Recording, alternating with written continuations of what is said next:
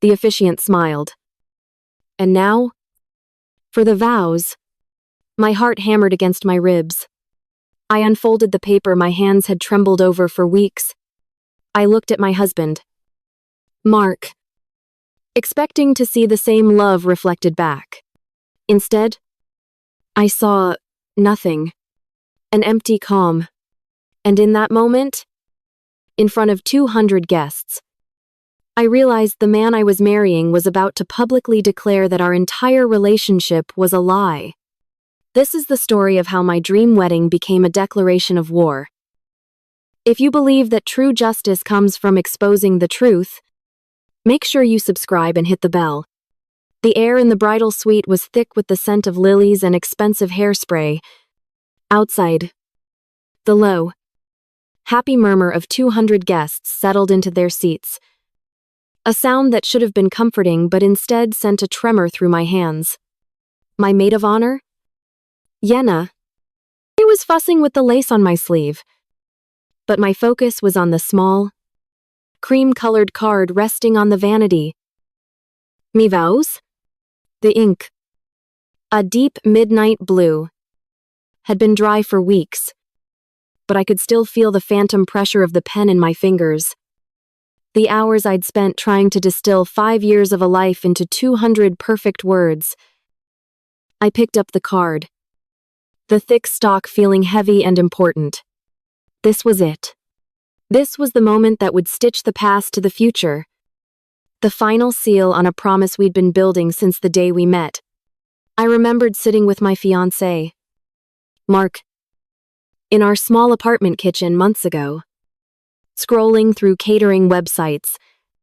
I'd looked up from my laptop, my heart swelling with the sheer, overwhelming reality of it all. We should write our own vows, I'd said, my voice softer than I intended. Mark had glanced up from his phone, a faint smile on his lips. Yeah, you think so? I do. It feels more real.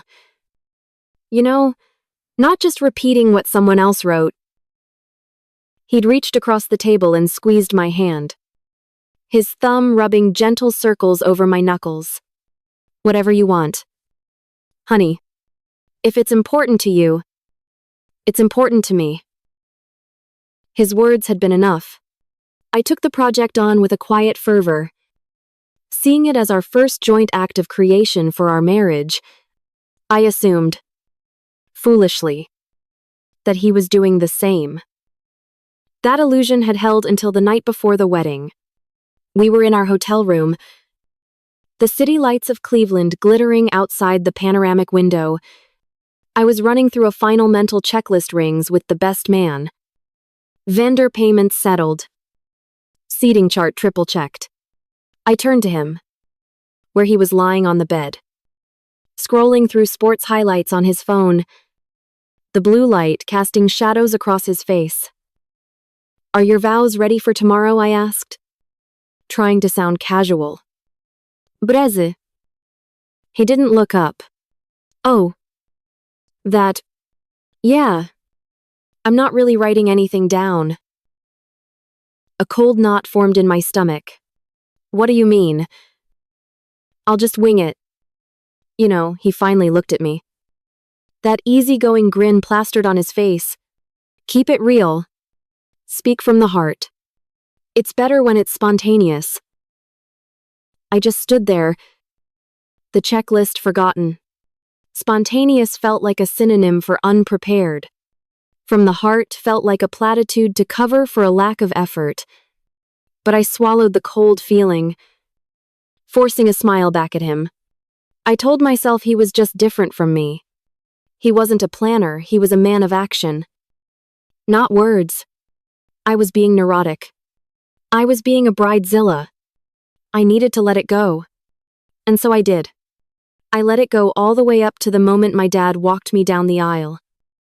The afternoon sun streamed through the stained glass windows of the old chapel, painting the aisle in jewels of red and blue and gold. The scent of old wood and candle wax filled my lungs. I saw Mark waiting for me. Handsome in his tailored suit, And for a moment, the knot in my stomach dissolved. He smiled at me. A real, genuine smile. And I thought, I was wrong. It's all going to be okay. When the time came, the officiant turned to me. I unfolded my card. My hands trembling just slightly, I took a deep breath, looked into the eyes of the man I loved, and I spoke. My voice was thick with unshed tears as I told him how he had rebuilt my world, how his quiet strength had become my anchor. I talked about our journey, the good and the bad, and I ended with a simple promise. And so I promise to choose you, every single day, to love you without reservation, and to be the partner you deserve for the rest of our lives. A collective, gentle sigh went through the chapel. I folded my card, my heart feeling so full it might actually burst.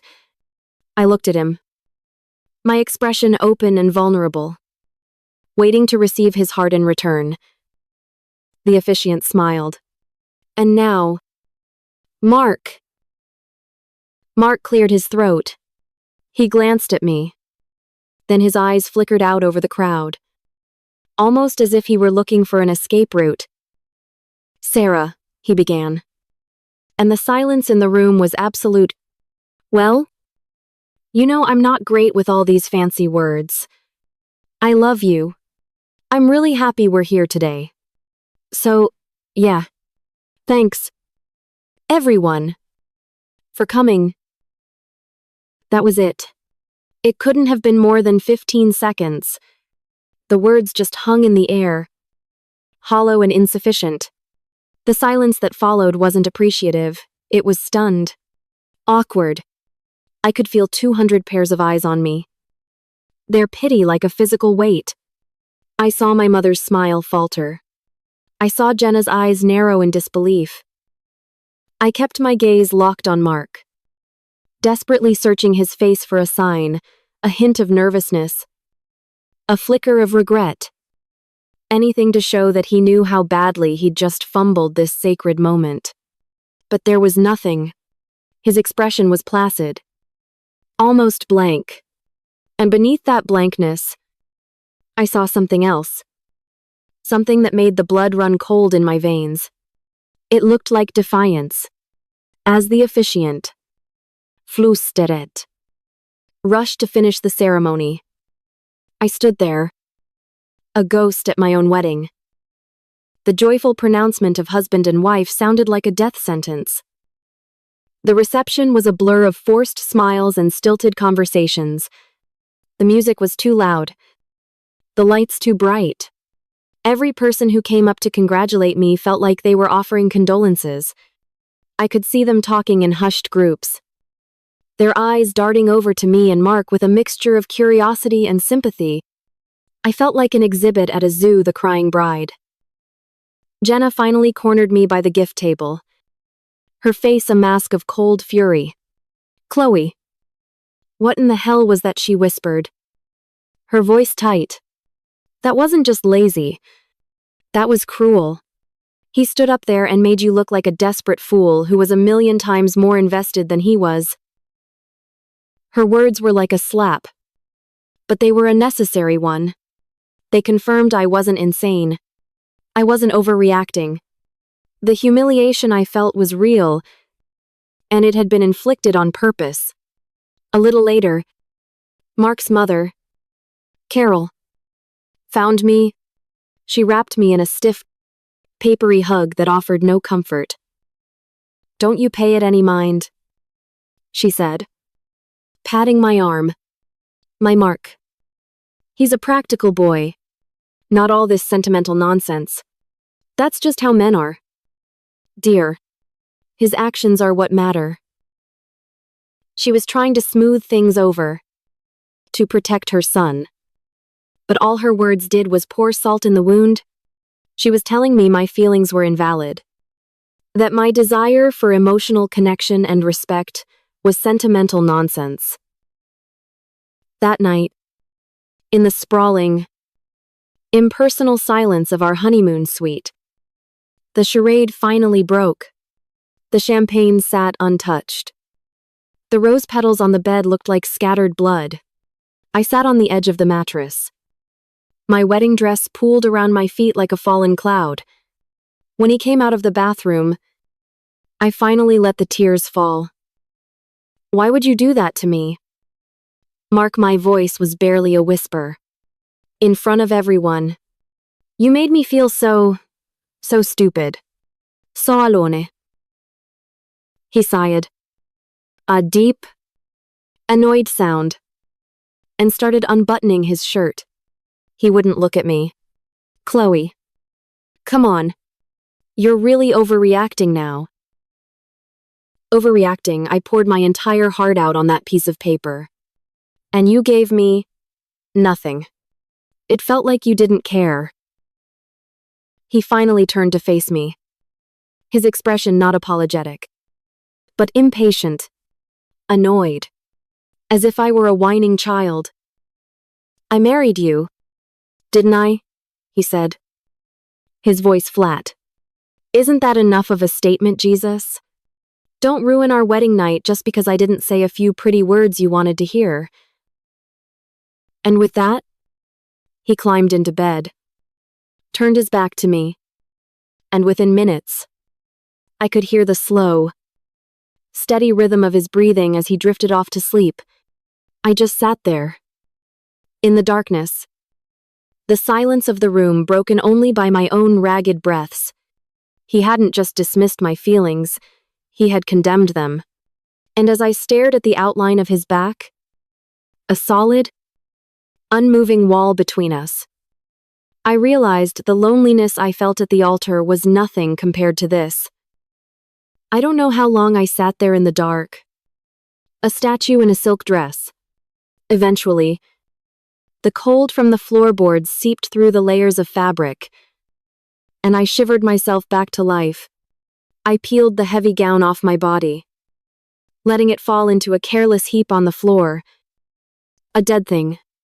I showered in water as hot as I could stand, scrubbing at my skin as if I could wash off the humiliation, the pity, the crushing weight of his indifference. I slept on the very edge of the king-sized bed, a chasm of empty mattress between us, my body curled into a tight, defensive ball. The next morning, sunlight streamed into the suite, offensively bright and cheerful. It caught the facets of the diamond on my left hand, scattering tiny rainbows across the ceiling. The sight made my stomach churn. I heard the shower turn on in the bathroom, and a few minutes later, Mark emerged, a towel slung low on his hips, humming a tune from one of his favorite bands. He moved around the room with an easy, untroubled energy, as if the night before had been a dream I'd had all by myself. He glanced over at me, where I sat stiffly on a velvet armchair by the window. "Morning," he said, his voice bright. "I was thinking we could grab brunch at that place down by the river. The one you said you wanted to try." His normality was a form of violence. It was a complete erasure of my pain. A silent declaration that what I felt didn't exist. Didn't matter. I stared at him. At this stranger I had married. And a desperate need for him to see me, to acknowledge the wound he had inflicted, rose up in my throat.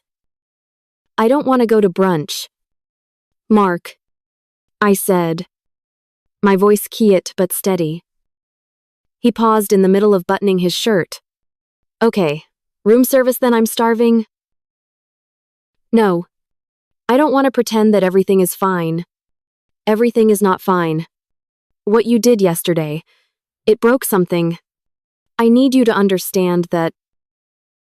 He let out a long, theatrical sigh, the one he always used when he felt I was being difficult.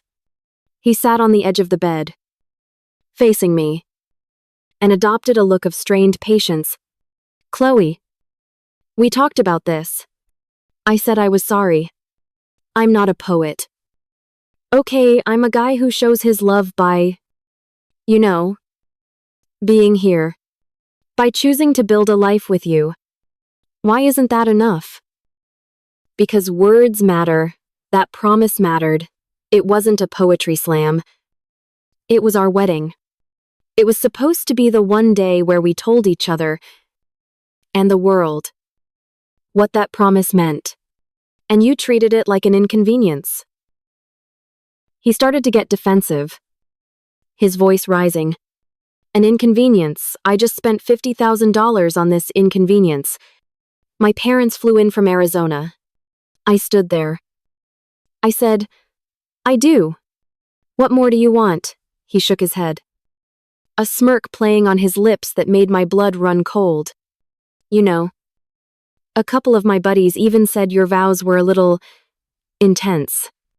A bit long. Maybe I was just trying to balance things out. And there it was. He wasn't just defending himself anymore. He was attacking me. He was using the opinions of others, real or imagined, to frame my heartfelt emotion as something excessive, something embarrassing. He was trying to make me feel like I was the one who had gotten it wrong. That my sincerity was the real social faux pas. The gaslighting was so blatant, so shameless. It momentarily stole my breath. I felt myself shrinking under his gaze. The familiar, poisonous tendrils of self-doubt beginning to curl around my heart. Was I being too sensitive? Was I the one making a big deal out of nothing? I had no answer for him. I just shook my head and turned back to the window, watching the tiny, distant cars crawl along the bridges below.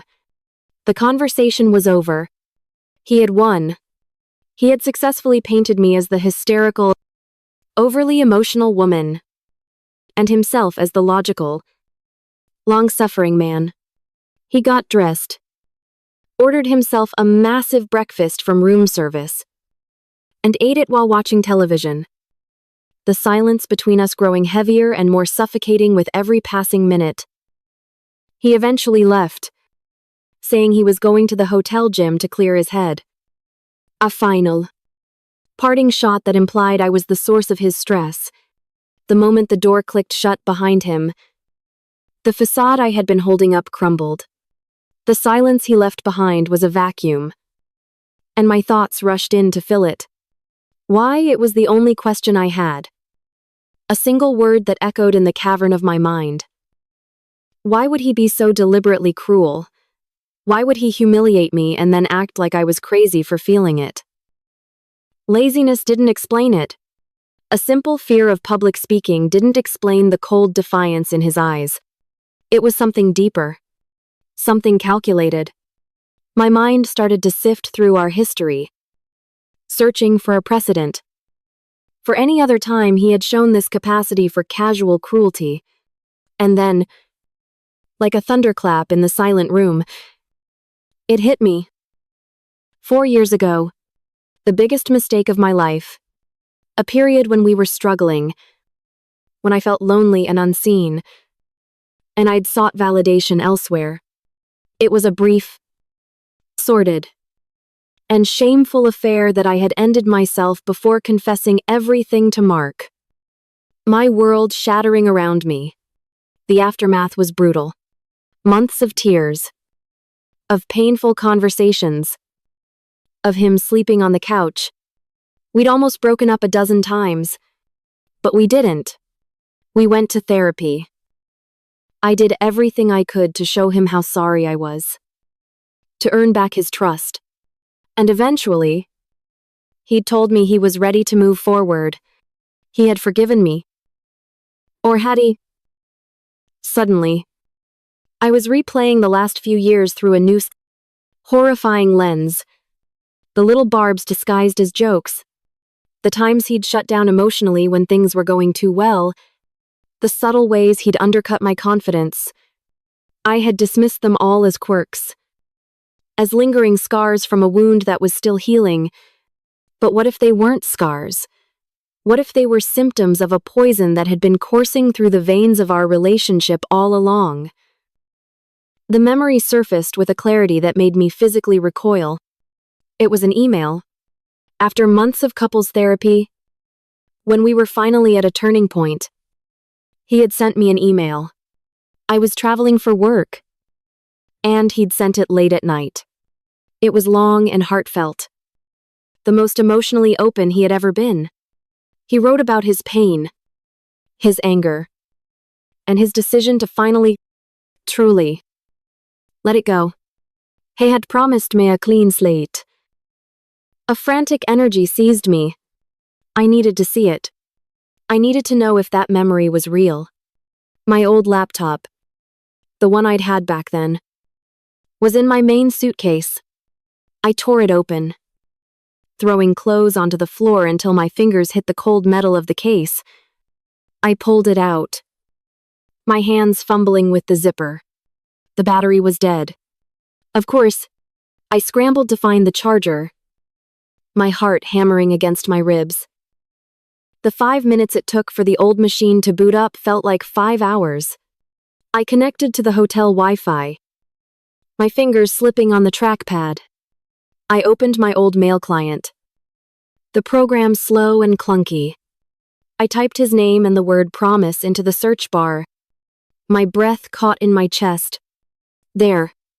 The search results populated, and I saw it. The subject line, for us. The date almost exactly 3 years ago. With a trembling finger, I clicked it open.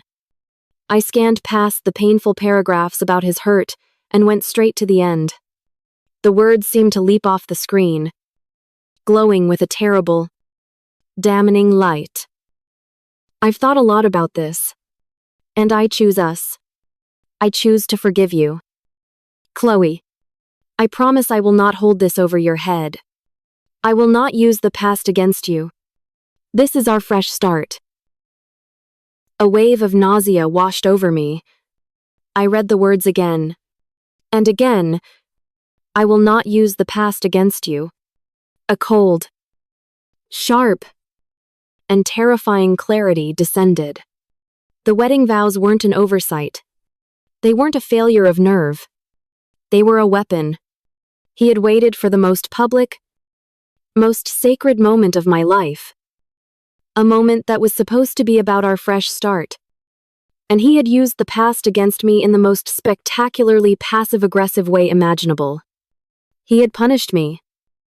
He had made me perform my love and devotion, only to publicly demonstrate his lack of it, ensuring I felt a sliver of the same public humiliation he must have felt when he learned of my betrayal. The grief that had been suffocating me for 24 hours was burned away by a sudden, clean flame of anger. This wasn't a marriage built on a healing foundation. It was a sham built on a lie. A 5-year-long performance in which I played the part of the redeemed sinner, and he played the part of the benevolent, forgiving saint, all while secretly sharpening his knife. My revenge, I realized in that moment, wouldn't be about hurting him back. It would be about exposing the truth. My justice would be to refuse to participate in his lie for one more second. My phone buzzed on the table. It was Jenna. I answered, my voice surprisingly calm. I told her everything: the fight, the gaslighting, the email. Her silence on the other end was heavy. And then she just said, I'm coming to get you. Pack a bag. You are not staying in that hotel another night. Just as I hung up, the phone rang again. Caller ID Carol. Mark's mom. I knew I shouldn't. But I answered. Her voice was syrupy, sweet with concern. Chloe. Dear. Mark just called me. He's so worried about you. He said you're still so upset. You know, you have to understand. This is a lot for him too. You put him through so much a few years ago. You have to be patient with him. Her words, meant to guilt me into submission, had the opposite effect. They were the final confirmation. The entire family was complicit in this narrative of my eternal debt, and his saintly forgiveness. I hung up without saying goodbye. I moved with a strange, new sense of purpose, pulling my suitcase from the closet and throwing in clothes and toiletries with an almost robotic efficiency. I was just zipping the bag shut when the hotel room door opened. It was Mark, back from the gym, a sheen of sweat on his forehead. He stopped dead when he saw the suitcase on the bed. His face, for the first time, lost its look of smug annoyance and was replaced by something that looked like panic. "What are you doing?" he asked, his voice sharp. "Where do you think you're going?" I didn't answer. I simply picked up my purse and my laptop bag. I walked towards the door, feeling his eyes on me. As my hand touched the doorknob, he spoke again, his voice dripping with a venom that had been hiding just beneath the surface all along. "What? You're just going to leave, run away when things get tough, just like last time?" He'd said it. He'd finally said the quiet part out loud, confirming everything. I stopped, my back still to him. But I didn't turn around. I didn't give him the satisfaction of a fight. I just opened the door and stepped into the hallway and pulled it shut behind me. The decisive click of the lock echoing the sound of a cage door swinging open. The click of the lock behind me was the loudest sound I had ever heard. It was a sound of finality, a sound of severance. I didn't run. I walked down the long, carpeted hotel hallway with a measured, deliberate pace, my suitcase rolling silently behind me. My body felt strangely light, hollowed out, as if I had just shed a heavy, suffocating skin. In the elevator, I stared at my reflection in the polished brass walls. A woman in a wrinkled travel dress stared back, her eyes clear and dark, her face a pale, emotionless mask. I didn't recognize her, but I knew, with a certainty that resonated deep in my bones, that I never wanted to see the weeping, broken girl from the night before ever again. The hotel lobby was bustling with a Sunday afternoon crowd. Families checking out, couples laughing. I moved through them like a ghost, invisible in my own private bubble of cold resolve. When I stepped outside into the humid Cleveland air, Jenna's sensible gray SUV was already at the curb. She must have broken several traffic laws to get there so quickly. She jumped out, her face etched with worry, and rushed to take my suitcase without a word. She just wrapped her arms around me in a fierce, protective hug. I didn't cry. I just leaned into her for a second, drawing strength from her solid, unwavering presence. The drive to her apartment was silent. She seemed to understand that I didn't have the words yet, that the story was still a jagged shard of glass lodged in my throat. Her place was a sanctuary, a small, cozy apartment that smelled of coffee and lavender. It was the complete opposite of the sterile, opulent hotel suite that had served as my prison. She sat me down on her plush sofa, wrapped a soft blanket around my shoulders, and placed a steaming mug of tea in my hands. Only then did she speak. "Tell me everything," she said, her voice gentle but firm. And so I did. The words came out in a torrent, a chaotic jumble of the vows, the gaslighting, the email, the final, venomous parting shot. I showed her the email on my laptop, my finger tracing over his lying, treacherous words. When I was finished, an exhausted silence filled the room. Jenna just stared at the screen, her expression hardening from sympathy into a cold, hard anger that mirrored my own. "That bastard," she breathed, shaking her head slowly. "That manipulative, cowardly bastard. This wasn't a marriage, Chloe. This was a hostage situation. And you didn't even know you were the hostage? I stayed with Jenna for the next 2 days. It felt like living in a decompression chamber, slowly readjusting to an atmosphere where I could breathe again. I turned my phone off. I knew it would be a relentless barrage of calls and texts from Mark, from his mother, maybe even from my own parents, all urging me to be reasonable, to come back, to fix what had been broken. But I knew now that it wasn't broken.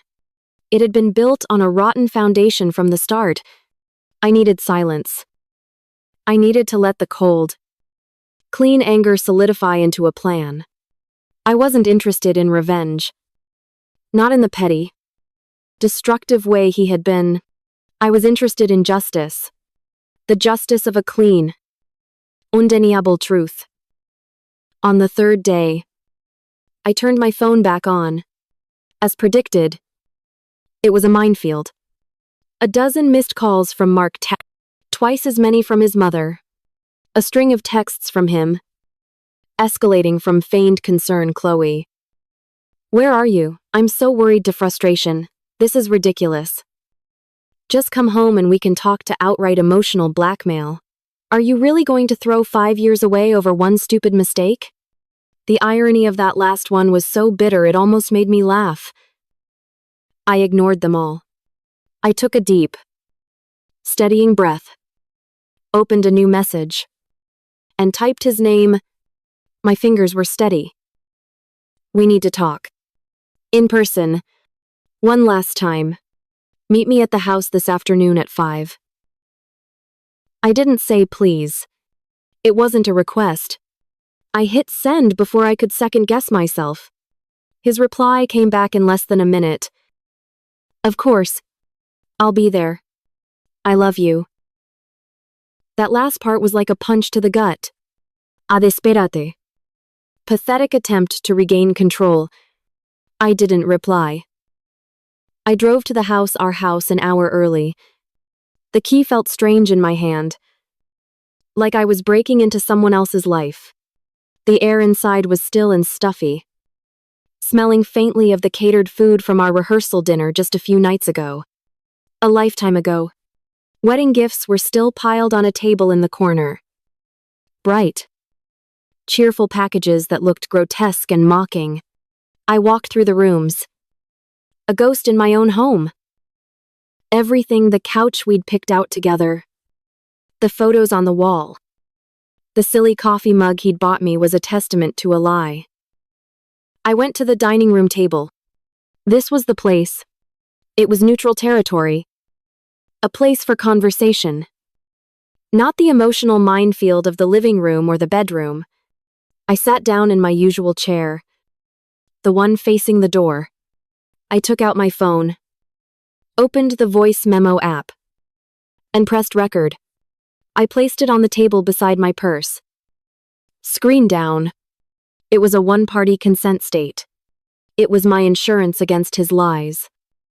My guarantee that the truth, for once, would have a witness. Then, I waited. He arrived at 5 o'clock on the dot. Using his own key, he walked in with an air of cautious optimism, holding a small bouquet of grocery store daisies, already starting to wilt. He was trying to perform the role of the remorseful husband. The performance was laughable. Chloe, he said, his voice soft. He placed the sad-looking flowers on the table. I'm so glad you called. I've been going out of my mind. I just looked at him. My expression unreadable. I didn't thank him for the flowers. I didn't acknowledge his supposed worry. I just waited. He faltered under my silent gaze. The performative charm draining from his face. He pulled out a chair and sat down. A sigh of exasperation escaping his lips. Okay. Look, he said, shifting into what he clearly thought was a more direct, problem-solving approach. I get it. I screwed up. I'm sorry. I should have written something down for the vows. It was a stupid move. Can we please just be done with this now and you can come home? The non-apology was so predictable, so perfectly in character, that it gave me a strange sense of power. He was playing a game whose rules I finally understood. That's not what this is about. Mark, I said, my voice as calm and even as a frozen lake. I'm not here for an apology. I'm here for the truth. The truth, I just told you the truth. I was lazy. I thought I could wing it. And I was wrong. I'm admitting it. That's an excuse, I said, not raising my voice. It's not the truth. I want to know why. The real why. He leaned back in his chair, crossing his arms over his chest. His jaw tightened. The patient, apologetic husband was gone, replaced by the defensive Jenna, annoyed man from the hotel room. I don't know what you want me to say. How many times do I have to apologize? You're obsessing over this. It was 5 minutes of a whole day, of a whole life. It was the foundation of our whole life. I countered, still calm, and you took a sledgehammer to it? So I'm asking you again. Why? He started to lose his temper then, his voice rising. Because I'm not you. Chloe, I'm not some drama queen who needs to make a big public spectacle out of everything. You think love is about speeches and flowers, I think it's about showing up. Day after day. Which is what I've done, even when things were hard, even when you made them hard. The first crack in the dam. He was bringing it up. Just as I knew he would. When did I make things hard? Mark, I asked. My voice still dangerously quiet. Oh. Come on, don't play dumb. You know exactly what I'm talking about. You have no idea what that was like for me. None. So forgive me if I'm not perfect. Forgive me if I don't feel like writing a goddamn sonnet about how wonderful you are. You don't get to demand perfection from me. Not after what you did. I leaned forward slightly. My eyes locked on his. You're right. I don't get to demand perfection. But I do get to demand honesty. We went to therapy. We talked it all through. We agreed to move forward. You told me. You promised me. That you had forgiven me. He scoffed. A bitter, ugly sound. And I did forgive you. This has nothing to do with that. This is about you being overly sensitive and blowing things completely out of proportion. He was shouting now. His face red with frustration. He was lying. And he knew I knew it. And it was making him furious. This was the moment. I said nothing. I simply reached for my phone, unlocked it, and navigated to my saved emails. I turned the screen towards him, pushing it across the polished wood of the table until it stopped directly in front of him. On the screen, in black and white, were his own words, illuminated and undeniable. Then what is this? I asked. He stared at the phone as if it were a venomous snake. The color drained from his face. I saw his eyes scan the text. Saw the flicker of recognition. Of panic. I watched him swallow. His Adam's apple bobbing in his throat. He looked up at me. His eyes wide with a frantic, cornered animal terror. That's old. He stammered. That doesn't mean anything. I picked the phone back up, my gaze never leaving his. It means everything. I read the words out loud, my voice clear and steady in the silent room. Each word, a hammer blow against his crumbling defenses. I promise I will not hold this over your head. I promise I will not use the past against you. Oh. I put the phone down and leaned back in my chair. I had him. The trap was sprung. Standing at that altar. Mark. I said, my voice dropping to a near whisper, watching me pour my heart out. Knowing you had nothing but contempt to offer in return, that wasn't you being lazy. That was you. In the most public way you could imagine. Using the past against me. That was you breaking this promise. You didn't forgive me. You never forgave me. You just waited for the perfect moment to punish me. The silence that followed was thick and heavy. A physical presence in the room. He stared at me, his mouth opening and closing silently. The gears in his head grinding as he tried to find a lie. An escape route. A way out. But there wasn't one. I had closed all the doors. I had taken away all his excuses. All that was left was the ugly, twisted truth. Finally, the carefully constructed mask of the wronged but noble husband shattered into a million pieces. He slammed his fist on the table, the sound exploding in the quiet house, making the silverware in the kitchen rattle. His face contorted into a snarl of pure, undiluted rage. A rage that had been festering for 4 long years. "Fine," he screamed, his voice cracking with the force of it. "Yes, you want the truth. There's your truth. Did you really think you could cheat on me? Humiliate me like that? And then just waltz down the aisle and get your perfect little fairy tale wedding? You deserved that. You deserved to stand there and feel what it's like to be made a fool of." He had finally confessed. His confession didn't just hang in the air, it fractured it. The sound was a physical thing.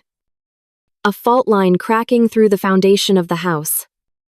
Of the 5 years of my life, the echo of his scream faded, leaving a silence so profound it felt louder than the rage that came before it. In that silence, I could hear the low, electric hum of the refrigerator, the distant tick-tock of the grandfather clock in the hall, mundane, ordinary sounds in the wreckage of our marriage. He stood there, panting, his chest heaving, his face still flushed with a rage that was rapidly souring into horror. He looked like a child who had finally smashed his most prized toy, only to realize in the stunned aftermath that it could never be put back together. And I just watched him. A strange, almost unnerving calm settled over me. There were no tears. There was no answering shout. The storm that had been raging inside me for days. A hurricane of humiliation, grief, and confusion had finally passed, leaving behind a quiet, stark landscape.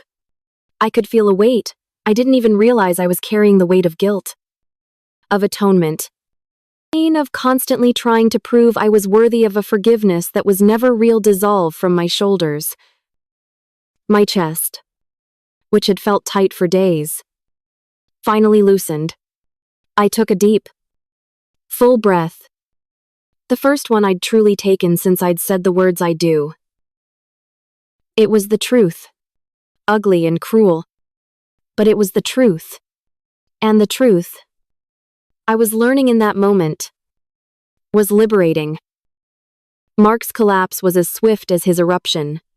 As he registered what he'd admitted, as he saw the placid, cold calm on my face, his fury curdled into pure panic.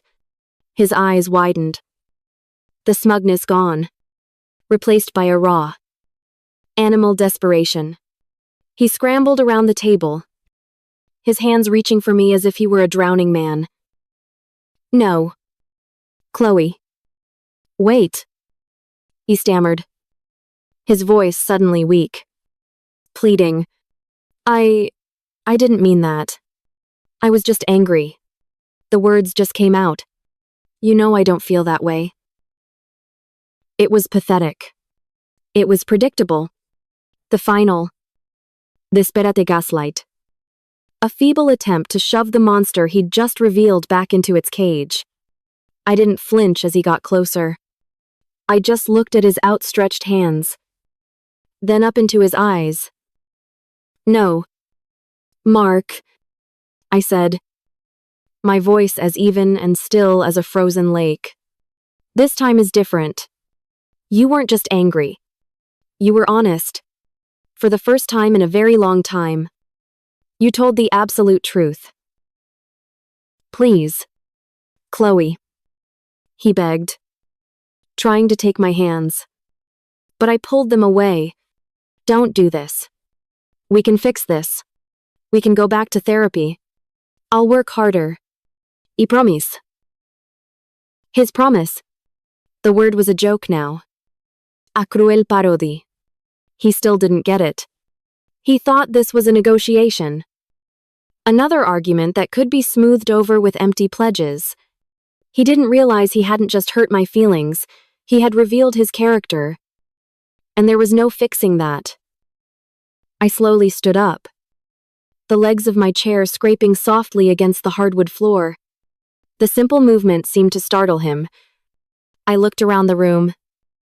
At the furniture we'd picked out, the photos we'd hung, the unopened wedding gifts piled in the corner. They were no longer signs of a life shared. They were artifacts in a museum dedicated to a lie.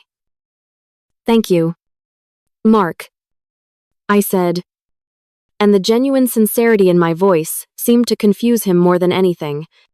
Thank you for finally telling me the truth. You've set me free. I walked past him, toward the front door. I pulled my keys from my purse. My fingers finding the house key by feel. I worked it off the metal ring, the jingle of the other keys sounding impossibly loud in the still room. I walked back to the dining table where he stood, frozen, and placed the single key on the polished wood surface. It lay there, small and insignificant, but it carried the weight of an irreversible decision. Then I turned and walked away. I didn't run. I didn't slam the door. I simply walked out, pulling the door gently closed behind me. The latch clicked into place with a quiet finality. This time, I knew. It was for good. The days that followed were a blur of methodical action. I hired a lawyer. When I told her the story and played the voice memo from my phone, she looked at me with a mixture of horror and admiration. She suggested we file for an annulment on the grounds of fraud, that he had entered the marriage under false pretenses with no intention of honoring his vows. It was a cleaner, sharper legal strike. When Mark's lawyer received the petition and a transcript of the recording, any potential for a fight vanished. There was no battle over assets. There were no messy accusations. There was just a quiet, immediate capitulation. He knew he had been beaten by his own words. The news trickled out, slowly at first, and then all at once. Jenna was my fortress, handling curious friends with a steely grace. My family, after the initial shock, rallied around me unconditionally once I explained the truth. Mark's family was completely silent. I never got another call from his mother. I suppose the truth about her practical son was too ugly to confront. My honor, which had felt so tattered and torn in front of 200 people, was slowly restored as the real story came to light. People stopped looking at me with pity. They started looking at me with a new kind of respect. A few weeks after the paperwork was finalized, I was cleaning old files off my laptop when I came across the email. For us. I opened it one last time. The words that had once been my salvation, and had then become the proof of my betrayal, looked different now. They were powerless. They were just empty words on a screen, a relic from another life. From another person. I didn't need it as proof anymore. I didn't need it as a reminder. The truth was inside me now. Not in an old email. My finger hovered over the delete button. I paused for a second, then clicked. A dialog box asked if I was sure. I smiled and pressed yes. Months later, I stood in the middle of my new apartment's living room. It was much smaller than the house, but every inch of it was mine. The air smelled of fresh paint, a pale, hopeful shade of blue I'd chosen, the color of the sky on a clear morning. I held a paintbrush in my hand, slowly and deliberately painting my own walls. A quiet, meditative task. The late afternoon sun streamed through the window, bathing the floorboards in a warm, golden light. I wasn't dating. I wasn't looking for anyone. I was just enjoying the quiet. The freedom of being unapologetically myself, with no performance to maintain, no penance to serve. I realized that for years, I had been living as though I owed a debt that could never be repaid. My mistake was real, but the punishment he had silently inflicted was far more toxic. He could have chosen to leave. Instead, he chose to stay and poison me with his counterfeit forgiveness.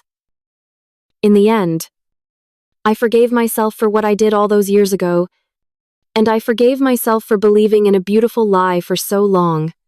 I used to think justice was about making him pay, but I know now that real justice is reclaiming your own peace, finding your own worth without needing anyone else to validate it. Standing there in my own sun-drenched room, I felt a sense of wholeness that no wedding vow from another person could ever provide. I had made a new vow, a promise to myself, to always honor my own truth, to never let my voice be silenced again, and that was the most important vow of all.